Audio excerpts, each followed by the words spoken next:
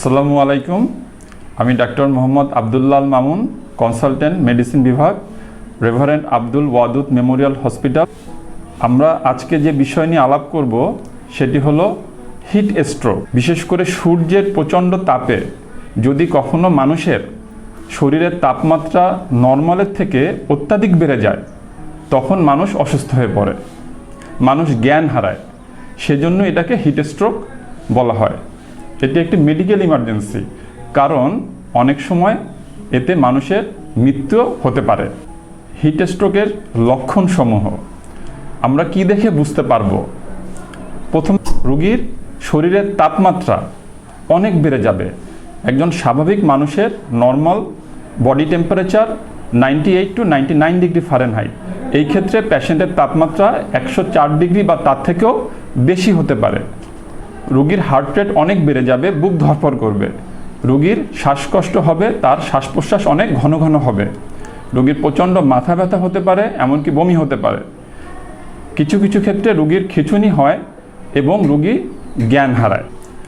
সেই ক্ষেত্রে আমাদের করণীয়, প্রথমেই আমরা রোগীকে রোদ থেকে ছায়াযুক্ত স্থানে নিতে হবে এবং রোগীকে বাতাস করতে হবে অথবা ফ্যান দিয়ে বাতাস দিতে হবে।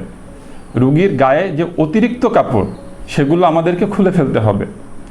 চেষ্টা করতে হবে ঠান্ডা পানি রোগীর শরীরে স্প্রে করতে। একটি ভিজে টাওয়াল দিয়ে রোগীকে বারবার মোছাতে হবে, বিশেষ করে গলা, কাঁধ, বগল, পিঠ এবং কুঁচকি, এই সমস্ত জায়গায় আমাদেরকে বারবার মোছাতে হবে।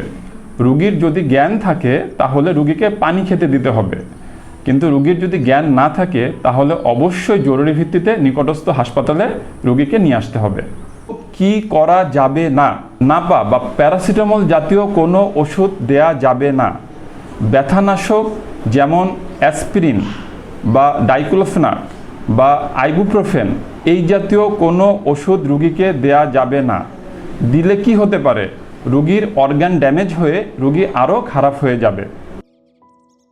প্রতিকার, প্রথমেই আমরা খুব জরুরি প্রয়োজন ছাড়া বাইরে বের হব না। বিশেষ করে যখন কড়া রোদ থাকবে তখন আমরা বাইরে বের হব না। যদি একান্তই বের হতে হয় তাহলে আমরা সাথে টুপি, ছাতি কিংবা পর্যাপ্ত পরিমাণে পানি রাখব।